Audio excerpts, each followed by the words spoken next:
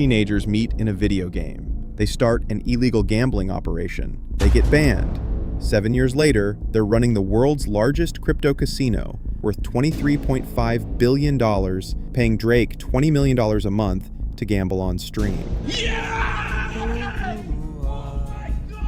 This is the insane story of Stake Casino, built on legal loopholes, crypto explosions, and the most controversial marketing strategy in internet history, from Runescape scammers to self-made billionaires in their 20s.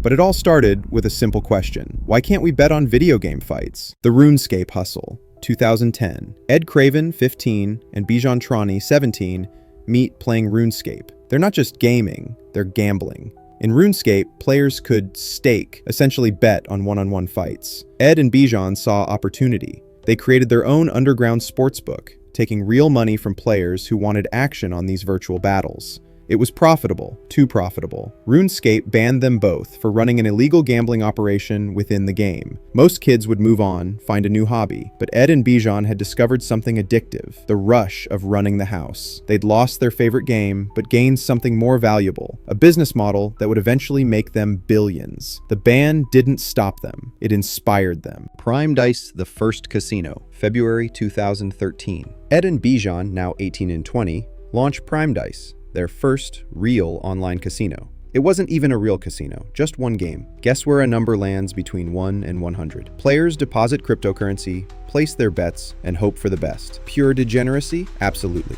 But people were obsessed. Day one, over $1 million in bets placed.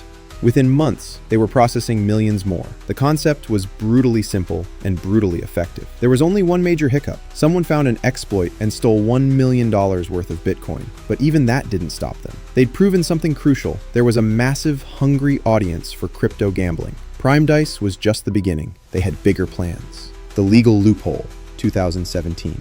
Ed and Bijan launched Stake, a full-scale crypto casino with slots, blackjack, roulette, everything. But there was one massive problem. Online gambling was illegal in Australia, where they lived. Enter Curaçao, a tiny Dutch Caribbean island most people have never heard of. Liberal gambling laws, easy licenses, and most importantly, 0% taxation on foreign income. Ed and Bijan incorporated a company called Medium Rare NV and listed their address as an old shack on the island. Boom, they had a gambling license. The genius loophole? Australian law only banned serving Australian customers.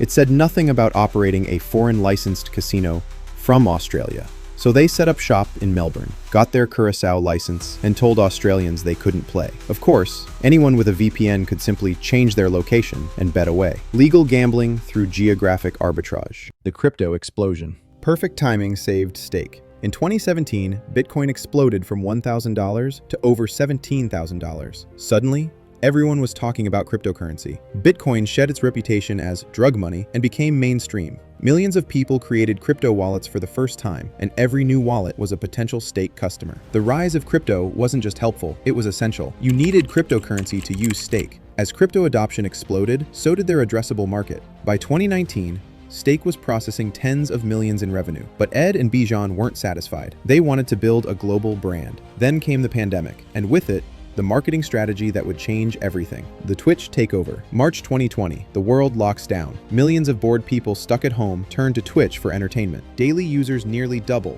to 26.5 million. Ed and Bijan saw their moment. What if they paid the biggest streamers to gamble live in front of millions of fans? The influencer blitz was unprecedented. Trainwrecks TV, XQC, Aiden Ross, all reportedly getting over $1 million per month to play slots and scream at dealers.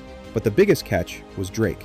The global superstar was allegedly paid $20 million per month to gamble live on stream. When Drake hit big wins, news outlets covered it like sports scores. At one point, 64 of the top 1,000 streamers were streaming only slots, all playing with massive bankrolls, all exclusively high stakes, all watched by millions of mostly teenage boys. The results were staggering. The explosion. Between 2020 and 2022, Stake's revenue went from $100 million to $2 billion, processing tens of billions in betting volume. Ed Craven and Bijan Trani, now 26 and 28, were both billionaires. But their genius marketing strategy came with a price. The backlash was immediate and brutal. Critics pointed out that over 20% of Twitch users were between 13 and 17 years old. These streamers were promoting dangerous gambling to impressionable teenagers, often without disclosing they were playing with stakes money, not their own. The wins looked real, the risks looked fake, and the audience was way too young. Twitch had no age verification for viewing gambling streams. YouTube and Facebook had already banned gambling content. The pressure was mounting. The Twitch ban. September 2022. Twitch caved to pressure and banned streamers from promoting stake and similar crypto casinos. Ed and Bijan had just lost their primary marketing channel, the strategy that had grown their business 20-fold. Most companies would panic. They doubled down. They launched their own streaming platform called Kick, trying to recreate Twitch's magic. But they needed something bigger, something that couldn't be banned. The solution was simple: sponsor everything. Soccer teams, UFC fighters, cricket leagues, F1 drivers, even adult film stars. If it had a pulse and an audience, stake would pay for it. But their most brilliant move was the watermark strategy. R-mark invasion. Ed and Bijan started paying content aggregators, accounts that repost viral videos and memes, to slap Stake's logo on everything. Suddenly, Stake watermarks were everywhere. Funny videos, sports highlights, memes, all branded with the casino's logo. It became so ubiquitous that the watermarks themselves became a meme, which was exactly what they wanted. The strategy was controversial, violating platform rules about gambling advertisements, but it worked. 2024 revenue, $4.7 billion. Company valuation, $23.5 billion. Ed and Bijan had achieved their goal of building a global brand, and they become two of the youngest self-made billionaires in the world. The billionaire lifestyle. Success brought serious spending. Ed went on a real estate spree. A $38.5 million Melbourne mansion, an $80 million property nearby, multiple penthouses, exotic cars.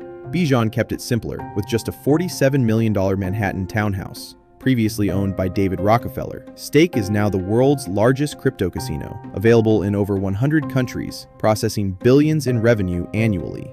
Two kids who got banned from Runescape had built a gambling empire worth more than most Fortune 500 companies. The AI advantage. What's incredible about Stake's success is how they built it through pure hustle and instinct. They spotted trends, exploited loopholes, and scaled through trial and error. But today's entrepreneurs have a massive advantage that Ed and Bijan never had: AI. Think about it. They manually identified which streamers had the right audience, negotiated individual deals, and tracked results across platforms.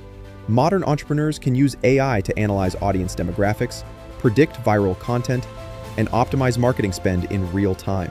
While Stake was paying millions to test which influencers worked, AI can now predict campaign success and identify the most effective partnerships before spending a dollar.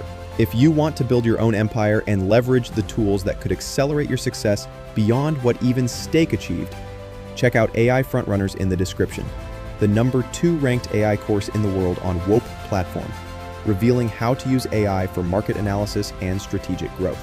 So what's the verdict on Stake? Genius entrepreneurs or exploitative profiteers? They built their empire on legal loopholes, crypto volatility, and marketing to young audiences. They faced bans, backlash, and constant controversy.